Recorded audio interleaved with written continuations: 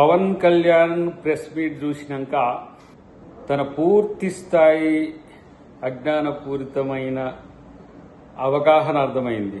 నీ లక్ష్యమేందో తెలిసిన తర్వాత, నువ్వు చేయాలనుకుంటున్నది ఏందో తెలిసిన తర్వాత నువ్వేం చెప్పినా తెలంగాణ ప్రజలేం నమ్మరు. కాంగ్రెస్ పార్టీ లక్ష్యంగా నీ ఎత్తులన్నీ కూడా చిత్తు చేయడానికి అందరం సిద్ధంగానే ఉంటాం. ఏం బాధపడకు మిత్రమా. నువ్వు ఏ రూపంగా వచ్చినా కూడా గుర్తుపట్టలేనంత స్థితిలో తెలంగాణ సమాజం లేదు. ఎందుకంటే నువ్వు మాట్లాడుతున్న తీరులోనే ద్వంద్వనీతి కనపడుతున్న పరిస్థితి ఉన్నది. నీ బాస్ ఎవరు తెలుసా? ఉక్రెయిన్ మీదుగా ప్రోటోకాల్లో లేకుండా పాకిస్తాన్ వెళ్లి నవాజ్ షరీఫ్ తల్లి కాళ్ళు మొక్కి వాళ్ళ మనవరాలి బర్త్డేలో బిర్యానీ తిని వచ్చిన మోదీ నీ మూలం. నువ్వు భారతదేశాన్ని ప్రేమించటమేమో, మేము ప్రపంచ మానవత్వాన్ని ప్రేమించే శక్తులం. గుర్తుపెట్టుకో. గదర్ అన్న పేరు చెప్తే ఏదో ఫ్లేవర్ అద్దితే తెలంగాణ అస్తిత్వాన్ని నువ్వేదో కాపాడుతున్నట్టు నువ్వు చేసే ప్రకటనలు ఎవరు నమ్ముతారు? 11 రోజులు తిండి తినకుండా ఇంట్లో వండుకున్నావు అంటే తెలంగాణ ఇవ్వడం అనేది ఎంత వ్యతిరేకించినవో చూసి. రెండవది, తెలంగాణలో కళ్ళుబడి కోనసీమ ఎండిపోయిందన్నావు. ఇవి చాలా వాయిగా తెలంగాణ మీద నీకెంత ప్రేమో లేదనుకుంటానో. నువ్వు చేసిన కామెంట్స్ వెనుక అంతరార్థం తెలియదా? పేరెత్తడానికి కూడా ఇబ్బంది పడుతున్న పరిస్థితి నీది. సో పాకిస్తాన్ వెళ్లిన మోదీని అడుగు, ప్రపంచం అంటే ఏందో. తెలంగాణ ప్రజలు ప్రపంచ స్థాయిలో ఆలోచించే వ్యక్తులు. గుర్తుపెట్టుకో. నిజామును నడ్డి విరిచిన ప్రాంతం ఇది. ప్రపంచ ఉద్యమాలకు పెట్టినిల్లు ఇది. నువ్వు ఎవరి కోసం వచ్చినా ఎట్లా వచ్చినా నిన్ను రాజకీయాలు చేసుకొని వద్దని ఎవడు అనలే. నువ్వే జెండా పీక్కొని ఆంధ్రప్రదేశ్కి పోయినావు. నీకు అక్కడ ఇక్కడ ఏదో నీకేదో కొంత ప్రేమ ఉంది అన్నట్టుగా చెప్తున్న పరిస్థితిని చూస్తే నవ్వు వస్తుంది. కాబట్టి మిత్రమా, రాజకీయాలు చేసుకో, కానీ తెలంగాణ మీద విద్వేషం చిందకుండా ఇప్పుడు ఉన్నట్టుగా ఇప్పుడు మాట్లాడినట్టుగా ఉంటే ఎవరు వద్దంటారు? ఎంతమంది పార్టీలు పెట్టుకుంటారు ఇక్కడ? నువ్వు తెలంగాణ మొత్తం కాదు, ఆమూలాగ్రం తిరిగితే నేను వద్దనేటోడు.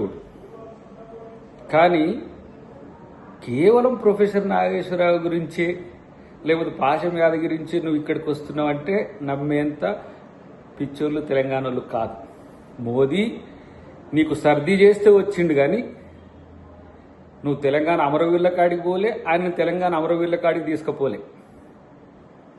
సో ఇవంతా కూడా భవిష్యత్తులో మీ రాజకీయం ఏ విధంగా పోతుంది అనేది కూడా ముందే ఊహించగల సామర్థ్యం ఉన్న తెలంగాణ ప్రాంత ఉద్యమకారులం ఇక్కడ. నేను కొట్లాడి సాధించిన తెలంగాణ గడ్డ మీద ఉండి మాట్లాడుతున్నావు, అది గుర్తుపెట్టుకో. తెలంగాణ అస్మిక, తెలంగాణ అస్తిత్వం ఏందో కనీసం రుచి తెలియదు నీకు. 1200 మంది చనిపోయిన తెలంగాణ తెచ్చుకుంటే 11 రోజులు ఉపవాసం ఉన్నావంటే అమరవీరులకు నువ్వు ఎలా నివాళులు అర్పించినట్ట? ఎలా సంబురాలు ఇక్కడ వచ్చి పంచాయతీ పెట్టినావు? దేనికి సంకేతం ఇది తెలియదా? కాబట్టి నీ రాజకీయాలేవో నువ్వు చేసుకో, కానీ ఇక్కడెవరో నిన్ను విలన్గా చూస్తున్నట్టుగా, నిన్నెవరో అడ్డుకుంటున్నట్టుగా ఫీల్గా ఎవ్వరు అడ్డుకోరు నిన్ను. ఎందుకు అడ్డుకోరంటే నీ శక్తి మేరకు పోరాడు, నీ ఇష్టం వచ్చినట్టుగా పోరాడు.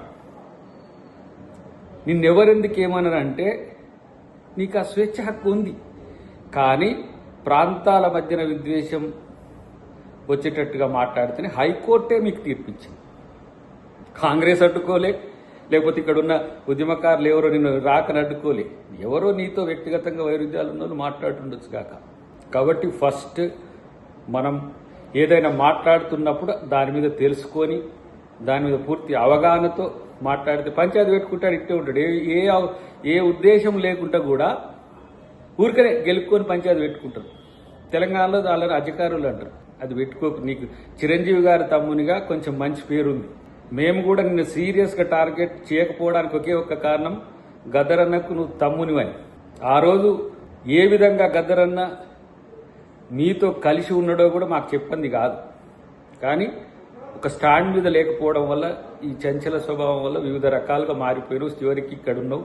ఇక నుంచైనా ప్రజాస్వామ్యయుతంగా మానవీయ కోణం నుంచి అన్నిటికీ మిక్కిలి సగటు భారతీయులందరినీ గౌరవించే కల్చర్ నేర్చుకో. ఇది నీకు హితవు మాత్రమే. కాంగ్రెస్ పార్టీ మీద, ప్రియాంక గాంధీ మీద, రాహుల్ గాంధీ మీద మాట్లాడే స్థాయి నీది కాదు మిత్రమా. వాళ్ళది త్యాగాల కుటుంబం, దేశం కొరకు ప్రాణాలు ఇచ్చిన కుటుంబం. వాళ్ళ గురించి మాట్లాడేటప్పుడు ఎప్పుడైనా వయనాడు మీదనో, కేరళ మీదనో వాళ్ళు విషం జిమ్మిన్రా? ఇంత మీరు విష ప్రచారం చేస్తున్న ఏ రోజైనా మీ మీద వాళ్ళు కనీస స్టేట్మెంట్ ఇచ్చిండ్రా? పివి నరసింహారావు గారు నంద్యాల నుంచి పోటీ చేసిండ్రు, సేమ్ టైం బరంపురం నుంచి కూడా, ఒడిశా నుంచి కూడా పోటీ చేసిండ్రు. కానీ మీలో కొంతమంది, మీలాంటి వాళ్ళు కూడా చాలామంది తెలంగాణ మీద విషం జిమ్మిండ్రు.